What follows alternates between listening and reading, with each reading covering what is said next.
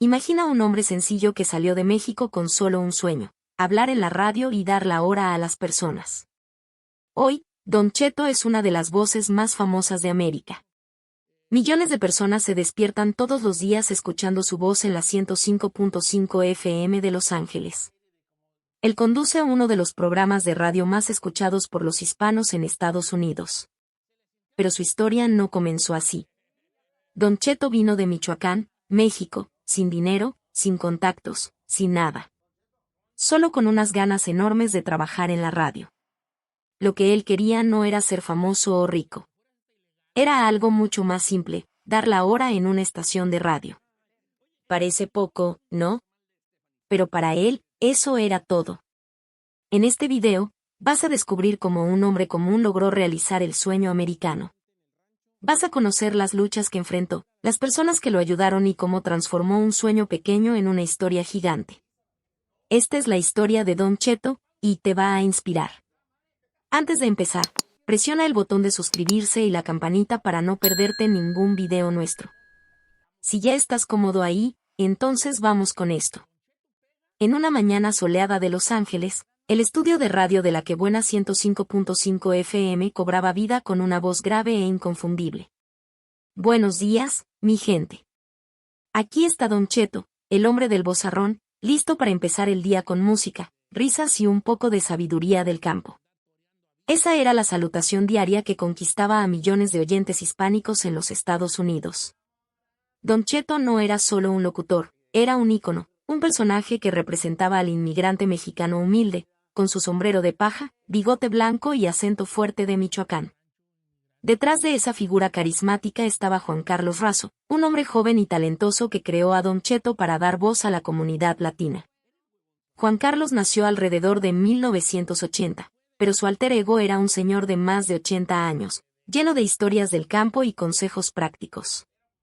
Él transformó esa idea en una carrera de éxito, empezando por la radio en 2005. El programa Don Cheto al aire salía al aire todas las mañanas, de las 5 horas a las 10 horas, transmitido nacionalmente a decenas de estaciones. Era el show en español con la mayor audiencia, mezclando música regional mexicana, chistes leves y conversaciones sobre la vida cotidiana. Al inicio, el equipo era pequeño y dedicado. Marlene Quito y El Boro ayudaban a producir los segmentos, trayendo energía fresca a las transmisiones. Con el tiempo, el equipo creció. Hoy incluye a Giselle Bravo, que anima las interacciones con el público, Elvin David, responsable de las bromas, El Chino, con su humor rápido, y Seth García, que cuida los detalles técnicos. Juntos, crean un ambiente familiar, como una reunión de familia alrededor de la mesa. Los oyentes llaman para compartir problemas, pedir músicas o simplemente reír con las historias de Don Cheto sobre su vida en el rancho. Pero Don Cheto no se quedó en la radio. Expandió a la televisión con el show de Don Cheto, exhibido en Estrella TV. El programa era una mezcla de talk show, juegos y presentaciones musicales, con invitados famosos y bailarinas animadas. Era diversión pura, sin complicaciones, que atraía a familias enteras. En el mundo de la música, Don Cheto lanzó varios álbumes que capturaban su estilo único. Discos como Hablando por lo Claro, Piropeando y El Hombre del Vozarrón vendían bien, llenos de canciones folclóricas y parodias graciosas. Uno de los mayores éxitos vino en 2012, con la parodia Gangnam Style, una versión hilarante del hit Gangnam Style. El video contaba con participaciones especiales de Ana Bárbara y la fallecida Jenny Rivera, y acumuló más de 57 millones de visualizaciones en YouTube. Era Don Cheto en la cima, mezclando cultura pop con toques latinos, haciendo que todos bailaran y sonrieran. La vida de Don Cheto parecía perfecta: fama, risas y conexión con el pueblo. Él movilizaba a la comunidad, incentivando votos y celebrando la herencia mexicana. Pero, en medio de las luces del estudio, sombras empezaban a acercarse. Algo en el horizonte amenazaba cambiar todo, probando la fuerza de ese hombre que tanto daba a los otros. Mientras Don Cheto animaba las mañanas en la radio con su voz grave e historias del campo, pocos sabían que detrás de esa figura estaba Juan Carlos Razo, un hombre cuyas raíces venían de un lugar simple y lleno de desafíos. Vamos a retroceder en el tiempo para entender cómo todo empezó, en una pequeña ciudad mexicana donde el olor a tierra fresca y fresas maduras llenaba el aire.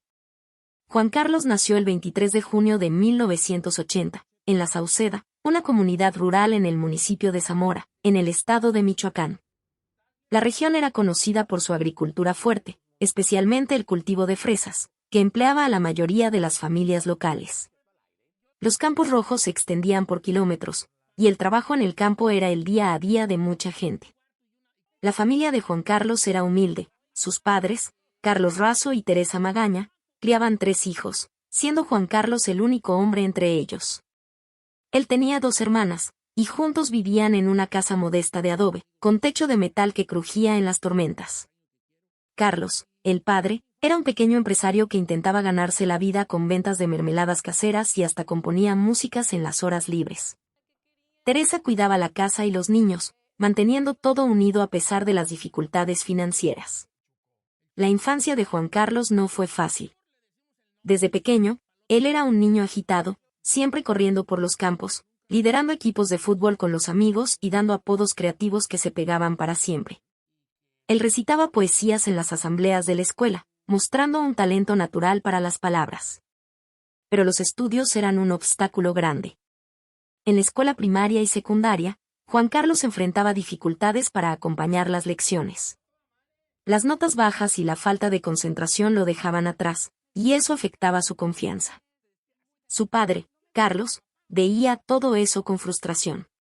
Él creía que el hijo no servía para nada, como acostumbraba decir en momentos de desánimo, viendo a Juan Carlos más como un soñador que alguien práctico para el trabajo en el campo o en los negocios de la familia. Esas palabras dolían, pero también motivaban al joven a probar lo contrario.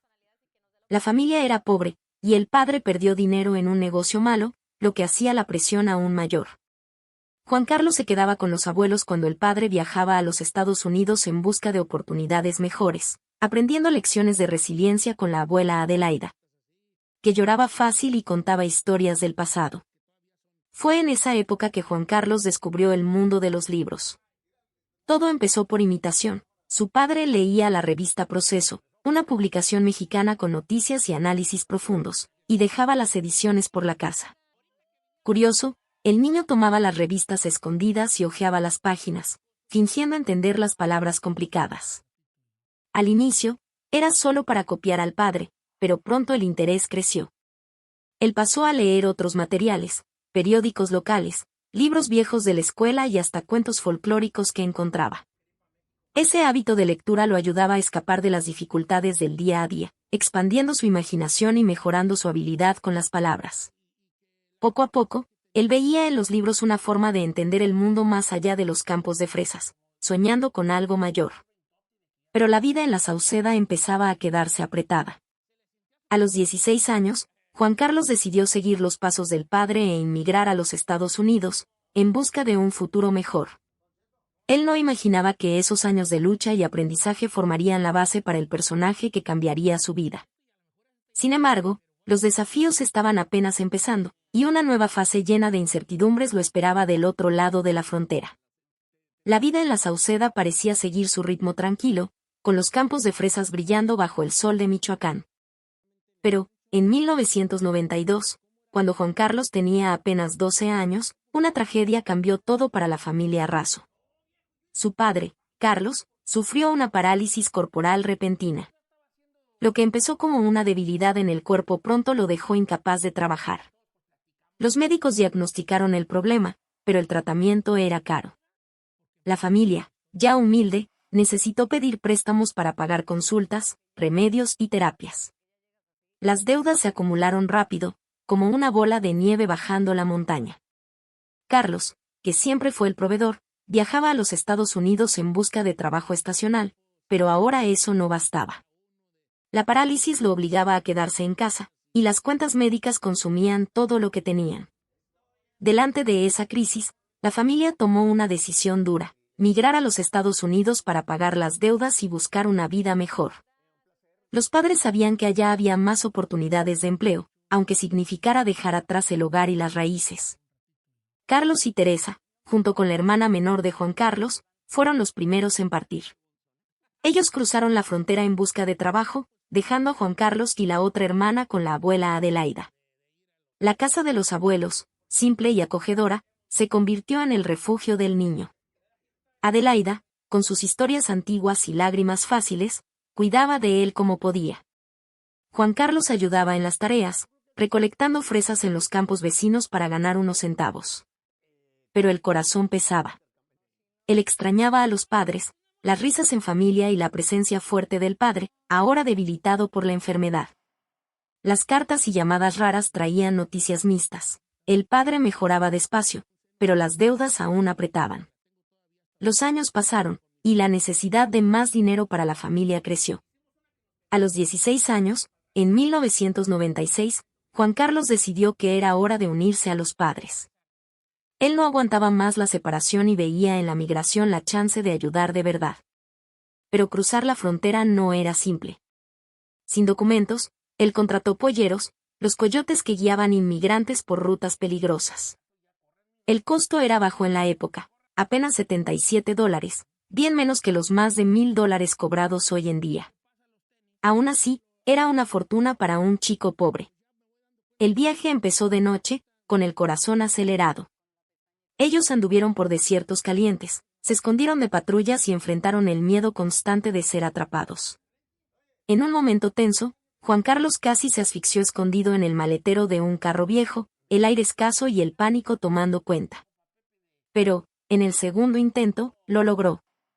Después de días de tensión, llegó a la casa de los tíos en el monte, California, donde los padres ya vivían. Allá, la familia se reunió de nuevo, pero la vida en los Estados Unidos era dura. Ellos dividían una casa pequeña con otros parientes, durmiendo en el suelo y trabajando en fábricas para sobrevivir. Juan Carlos frecuentó la escuela local, aprendió inglés y contribuyó con el salario de empleos manuales. Esas experiencias moldeaban su carácter, enseñando resiliencia y el valor del humor para enfrentar las dificultades. Sin embargo, el sueño de algo mayor empezaba a brotar, y pronto él descubriría un camino inesperado en el mundo de la radio. El polvo de la frontera aún se pegaba en la ropa de Juan Carlos cuando pisó en el monte, California, reuniéndose con la familia en la casa apretada de los tíos. A los 16 años, el sueño americano era más sudor que glamour. La parálisis del padre mejoraba despacio con tratamientos pagados a duras penas, pero las deudas no paraban de crecer.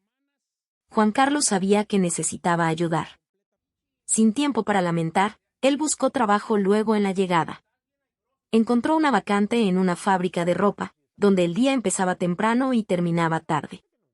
Su tarea era simple, pero exhaustiva: doblar pijamas y ropas infantiles, apilando pilas interminables en cajas listas para envío. El ruido de las máquinas resonaba en el galpón caliente, y el olor a tela nueva se mezclaba al sudor de los trabajadores, la mayoría inmigrantes como él. Era un empleo mecánico y rutinario, sin espacio para sueños o conversaciones largas. Juan Carlos doblaba pieza por pieza, pensando en las historias que leyó en la infancia, pero la realidad lo mantenía preso a la línea de producción. Él ganaba poco, pero cada dólar iba para la familia, ayudando a pagar cuentas y remedios. Sin embargo, duró apenas un mes.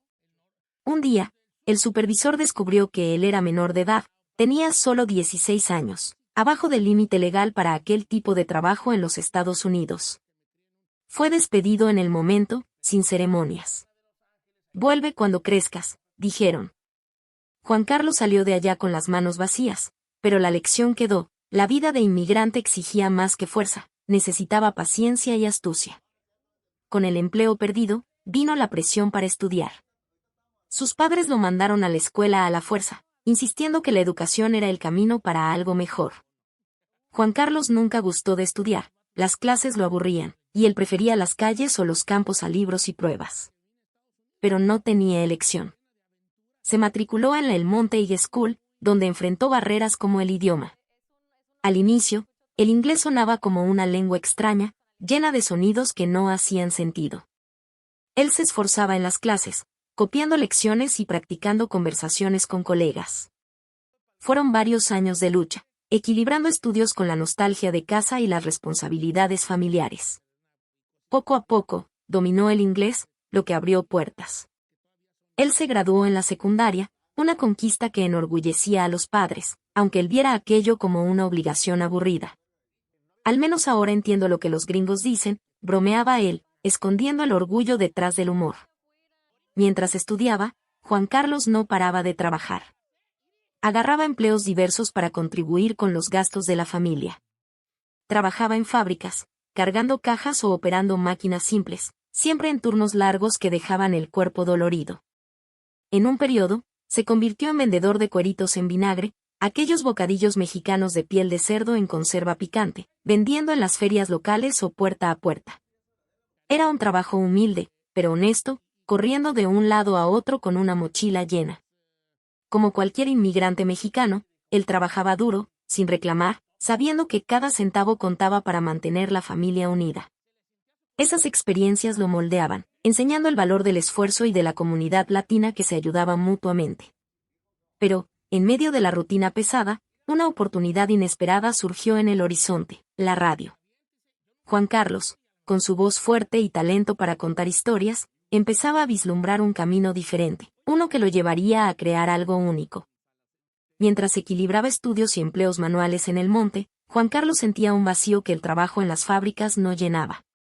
Los días eran largos, llenos de cajas pesadas y bocadillos vendidos en la calle, pero de noche, cuando la familia se reunía en la casa apretada, él encontraba refugio en la radio.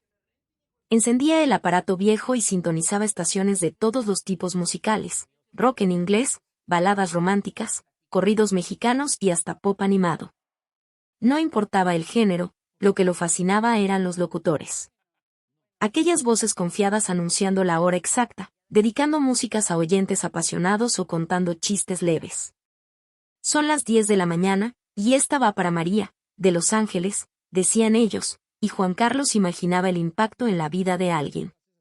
Poco a poco, un sueño simple tomó forma: decir la hora, dar la hora en la radio.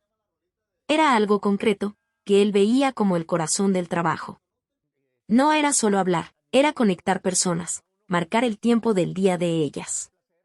Juan Carlos sabía exactamente lo que quería hacer. Mientras doblaba ropas o vendía cueritos, él practicaba en voz alta, imitando a los locutores favoritos. Buenos días, amigos. Son las 8 en punto, repetía para sí mismo en el autobús.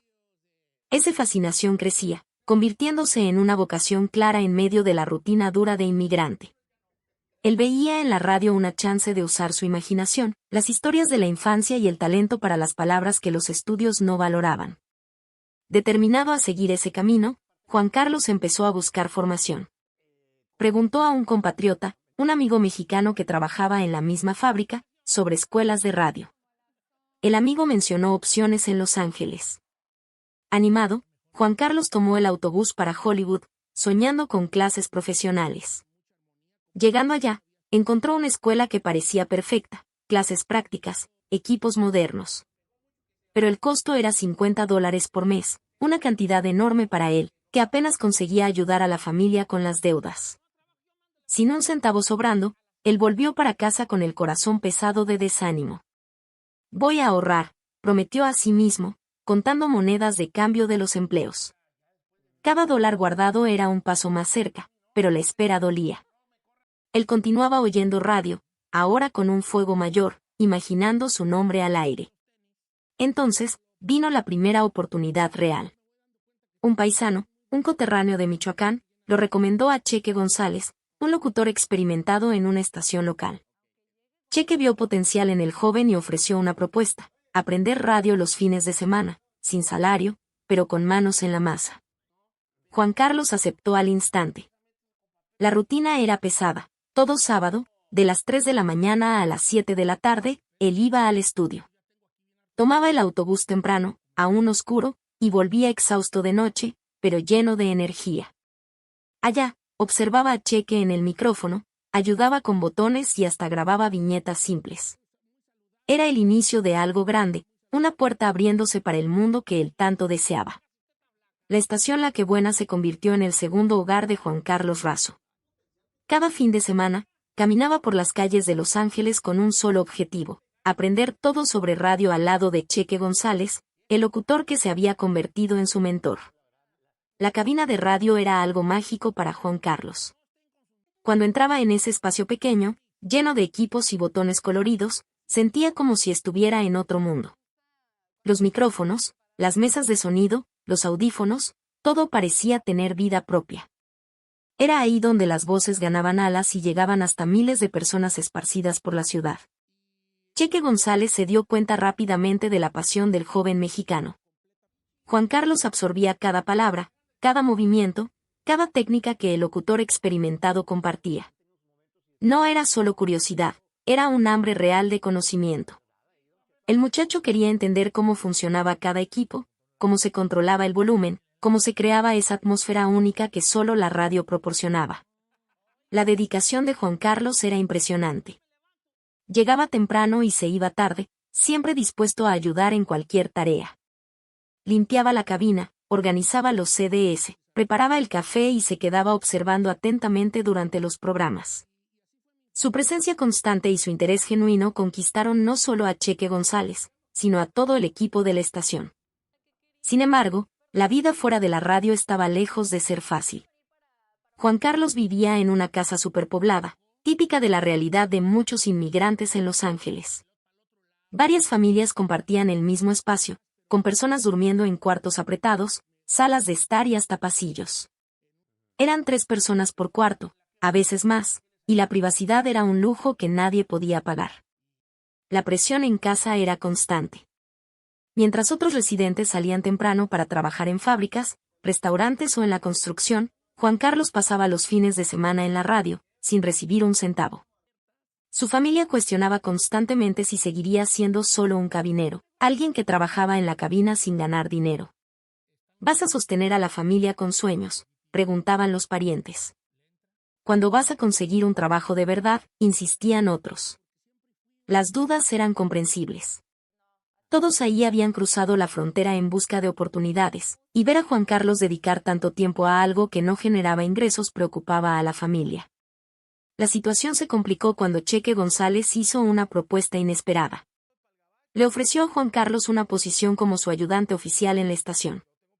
El trabajo sería gratuito inicialmente, pero representaría la oportunidad de aprender el oficio de manera profesional. Era una oportunidad única, pero significaba dejar el empleo remunerado en la fábrica. Juan Carlos sabía que necesitaba la aprobación de su padre. Al fin y al cabo, cada centavo era importante para la supervivencia de la familia. La conversación entre padre e hijo fue larga y difícil. El hombre mayor entendía los sueños de su hijo, pero también conocía la realidad cruda de la vida de inmigrante. Después de pensar mucho, el padre dio su permiso. Vio en los ojos de Juan Carlos una determinación que no podía ser ignorada. Tal vez fuera una locura, pero a veces la locura es el primer paso para. La decisión del padre de Juan Carlos resultó ser acertada. En los meses siguientes, el joven mexicano se dedicó como nunca al aprendizaje en la estación La Que Buena. Cada día traía nuevos conocimientos sobre la operación de la radio. Aprendió a manejar los equipos, entender los horarios de programación y descubrir los secretos que hacían la diferencia entre un programa mediocre y un programa marcante. Cheque González quedó impresionado con la rapidez con que Juan Carlos absorbía las informaciones. El muchacho no solo escuchaba las instrucciones, las ponía en práctica con una precisión que sorprendía hasta a los locutores más experimentados. Su dedicación no pasó desapercibida por la dirección de la estación, que comenzó a notar el potencial del joven ayudante. La oportunidad llegó de forma inesperada. La estación necesitaba a alguien para cubrir el turno de medianoche del domingo, literalmente el peor horario y el peor día de la semana. Era cuando casi nadie escuchaba radio, cuando la ciudad dormía y los oyentes eran escasos. Para muchos locutores, sería un castigo. Para Juan Carlos, era la oportunidad de oro que esperaba. Cuando recibió la noticia de que sería el locutor oficial de ese horario, Juan Carlos apenas pudo contener la ansiedad. Finalmente podría abrir el micrófono, dar la hora, hablar con los pocos oyentes que aún estaban despiertos. No importaba si era medianoche del domingo, era su momento, su oportunidad de mostrar de que era capaz. Las primeras semanas fueron desafiantes. Juan Carlos necesitaba llegar a la estación al final de la noche, cuando el transporte público era escaso y caro. Muchas veces, no tenía dinero ni para pagar el pasaje del autobús. La solución que encontró era simple y dolorosa: dormía en la propia estación. Durante todo ese primer año, Juan Carlos trabajó gratuitamente. Había noches en que llegaba a la estación con hambre, sin un centavo en el bolsillo, pero con la determinación inquebrantable de hacer su programa. Nunca le contó a la familia sobre estas carencias. Sabía que si descubrían sus dificultades, lo obligarían a dejar la radio y buscar un empleo que pagara las cuentas. El colchón improvisado en la oficina de la estación se convirtió en su cama regular. Juan Carlos despertaba antes de que llegaran los otros empleados, organizaba sus cosas y fingía que acababa de llegar. Su discreción era total, nadie sospechaba que el joven locutor a veces pasaba días enteros sin salir de la estación. La persistencia finalmente comenzó a dar frutos. Después de un año de trabajo gratuito, la dirección de la estación reconoció su valor y lo ascendió al departamento de promociones. Era un trabajo diferente, pero venía con algo que Juan Carlos no veía desde hacía mucho tiempo: un salario. El primer pago fue como un milagro. Juan Carlos sostuvo el cheque en sus manos y sintió que toda la lucha valía la pena. No era mucho dinero, pero representaba el reconocimiento de su esfuerzo y, más importante, la posibilidad de soñar con un futuro mejor. Con sus primeros ahorros, Juan Carlos compró un carro viejo. No era bonito ni confiable, pero tenía 4 ruedas y un motor que funcionaba. Inicialmente, su padre lo llevaba hasta la estación, pues Juan Carlos aún no sabía manejar. Pero, determinado como siempre, pronto aprendió a manejar el vehículo y conquistó una independencia más. El éxito de Juan Carlos en la radio despertó la curiosidad de sus colegas. Durante una conversación informal en la estación, alguien preguntó cómo funcionaba la radio en su pueblo natal en México. La pregunta simple abrió una puerta que cambiaría para siempre la trayectoria del joven locutor. Juan Carlos comenzó a contar sobre don Rubén, un hombre que marcó su infancia en la pequeña ciudad mexicana. Don Rubén era el anunciador local, una figura única que todos conocían por la voz característica que resonaba por las calles. Tenía un método peculiar de trabajar. Vivía en una casa donde funcionaba una tortillería en la planta baja, mientras mantenía sus equipos de sonido en el piso superior. La descripción que Juan Carlos hizo de don Rubén fascinó a sus colegas. El hombre usaba un micrófono conectado a una bocina potente y anunciaba todo lo que pasaba en la ciudad. Desde la venta de animales hasta los eventos de la iglesia, pasando por fiestas familiares y negocios locales.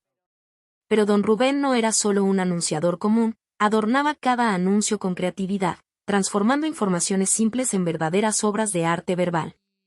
Él no solo decía que alguien vendía una vaca, explicó Juan Carlos a los colegas. Describía la vaca, hablaba sobre su belleza, su producción de leche, creaba una historia completa que hacía que todo el mundo quisiera comprarla. La pasión en la voz de Juan Carlos al contar esas memorias era contagiosa.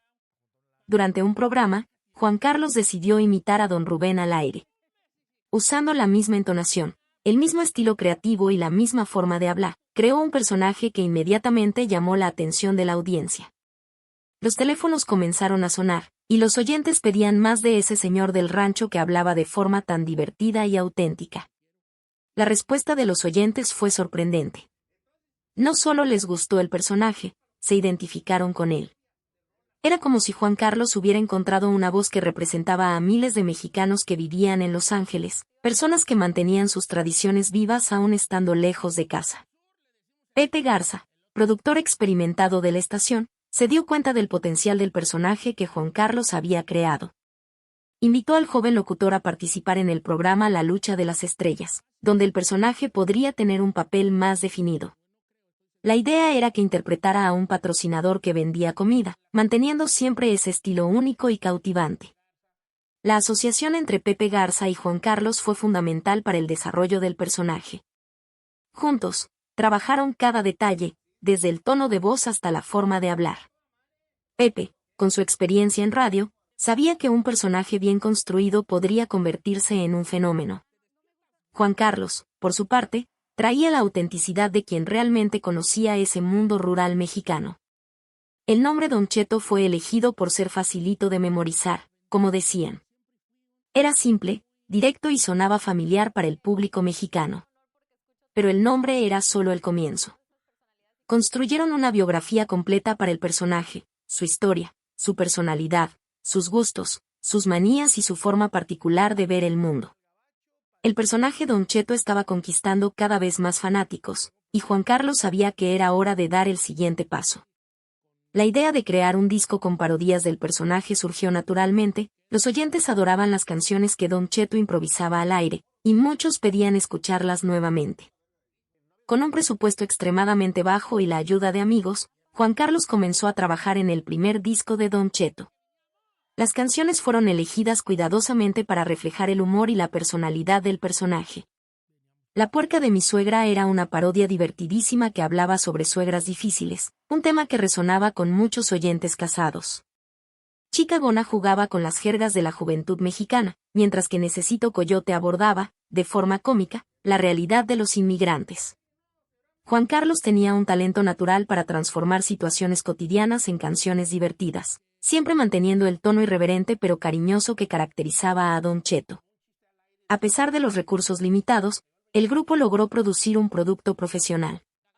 Cada amigo contribuía con lo que podía, uno prestaba equipos, otro ayudaba con la grabación, algunos participaban como coros. Era un trabajo colaborativo que demostraba cómo la pasión por el proyecto unía a todas las personas involucradas. El éxito del disco confirmó lo que Juan Carlos ya sospechaba: Don Cheto se había vuelto más grande que él mismo. Fue entonces cuando tomó una decisión importante y arriesgada. Dejó de aparecer como Juan Carlos Razo y se dedicó completamente al personaje.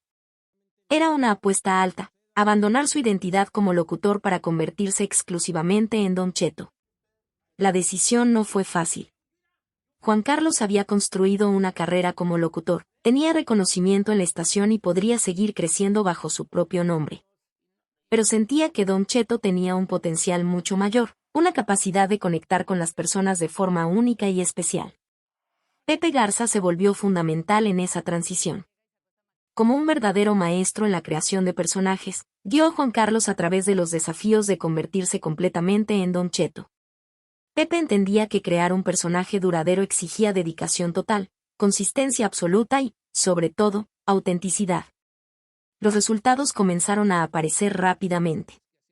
Don Cheto pasó a recibir premios y reconocimiento de la industria.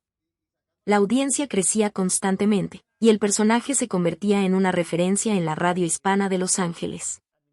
Juan Carlos sabía que había hecho la elección correcta, aunque eso significara que él, como persona, desaparecería casi completamente detrás del personaje. El siguiente desafío era aún mayor: crear una imagen física para Don Cheto. Hasta entonces, existía solo como voz en la radio, pero el éxito estaba abriendo puertas para presentaciones en vivo, televisión y eventos públicos. Juan Carlos necesitaba decidir cómo sería Don Cheto físicamente. La caracterización fue cuidadosamente pensada. Don Cheto sería un michoacano de más de 60 años, alguien que había vivido muchas experiencias y tenía historias que contar. Debería parecer auténtico, como si realmente fuera ese hombre simple del campo que hablaba en la radio. El éxito de Don Cheto en la radio abrió puertas que Juan Carlos nunca imaginó. La propuesta llegó de forma inesperada. Una cadena de televisión quería ofrecer un programa propio para Don Cheto. Era una oportunidad única, la oportunidad de llevar al personaje a un medio aún más amplio y poderoso. La decisión de aceptar la oferta pareció natural. Don Cheto ya había conquistado la radio, el público adoraba sus parodias y sus historias. La televisión sería el siguiente paso lógico en la carrera del personaje. Juan Carlos sabía que sería desafiante, pero estaba confiado en que podría adaptar el humor y el carisma de Don Cheto para las pantallas. El programa de televisión fue bien recibido desde el inicio. Los televidentes que ya conocían a Don Cheto de la radio quedaron encantados de finalmente ver al personaje, mientras que nuevos fanáticos descubrían el humor único del michoacano. La audiencia crecía semana tras semana, y los números eran prometedores. Pero el éxito vino con un precio alto. Juan Carlos comenzó a sentir el peso de la doble responsabilidad. Mantener a Don Cheto en la radio ya exigía mucha energía y creatividad. Agregar el programa de televisión significaba duplicar el trabajo, duplicar la presión y duplicar el tiempo dedicado al personaje. Las primeras señales de que algo no estaba bien aparecieron de forma sutil. Juan Carlos comenzó a sentir una incomodidad extraña, una sensación de que estaba perdiendo el control. El trabajo excesivo estaba cobrando su precio, y su cuerpo comenzó a reaccionar de manera inesperada. Los ataques de ansiedad llegaron como una tormenta. De repente, Juan Carlos se veía luchando contra una sensación de pánico que parecía venir de la nada. El corazón se disparaba, la respiración se volvía difícil, y una sensación de miedo inexplicable se apoderaba de él. Era como si su propio cuerpo estuviera protestando contra el ritmo insostenible de trabajo. Después de pensar mucho y conversar con personas cercanas, Juan Carlos tomó una decisión difícil pero necesaria. Abandonó el proyecto televisivo. Era doloroso dejar atrás una oportunidad tan grande, pero su salud mental y física eran más importantes que cualquier éxito profesional. La decisión trajo un alivio inmediato. Juan Carlos redescubrió el valor de la tranquilidad y el silencio. Se dio cuenta de que se había perdido en la carrera del éxito y había olvidado la importancia de cuidarse a sí mismo. La radio, que siempre fue su pasión, volvió a ser su refugio. Una curiosidad interesante sobre Juan Carlos es que no le gusta disfrazarse. A diferencia de otros personajes que dependen de vestuarios elaborados, la transformación en Don Cheto sucede de forma gradual y natural. Es como si Juan Carlos entrara en una especie de trance creativo. Después de concentrarse exclusivamente en la radio, Don Cheto experimentó un crecimiento explosivo que sorprendió hasta al mismo Juan Carlos. El personaje se transformó en un verdadero fenómeno radiofónico, conquistando audiencias que ningún programa hispano había alcanzado antes. Era como si toda la comunidad mexicana en Los Ángeles hubiera encontrado su voz a través de ese michoacano irreverente y carismático. El éxito en la radio abrió nuevamente las puertas de la televisión, pero esta vez Juan Carlos estaba más preparado. Con la experiencia de la crisis anterior, supo dosificar mejor su tiempo y energía. Don Cheto se convirtió en una estrella televisiva, pero siempre manteniendo la radio como su base principal. Los programas de TV complementaban su presencia en la radio, creando una sinergia poderosa entre los dos medios. ¿Y qué te pareció la historia de Don Cheto? Increíble cómo un sueño simple puede transformarse en algo tan grande, ¿verdad? Él demostró que no importa de dónde vienes, lo que importa es tu voluntad de luchar por tus sueños. La historia de Don Cheto nos enseña que los sueños más simples pueden ser los más poderosos, que nunca debemos rendirnos aunque todo parezca imposible, y que siempre hay personas dispuestas a ayudar a quien realmente quiere triunfar. ¿Y tú, cuál es tu sueño? Cuéntanos aquí en los comentarios. Leemos todos y nos encanta saber lo que piensan. Si esta historia te inspiró, deja un like para mostrar que te gustó. Eso nos ayuda mucho a continuar trayendo historias increíbles como esta. Y si aún no te has suscrito al canal, presiona el botón de suscribirse ahora. Cada semana traemos historias de personas que lograron realizar sus sueños. Comenta ahí abajo qué fue lo que más te llamó la atención de la historia, si ya conocías a Don Cheto, o qué parte de la historia te inspiró más. Gracias por ver hasta el final. Nos vemos en el próximo video con otra historia increíble. Un abrazo y hasta la próxima.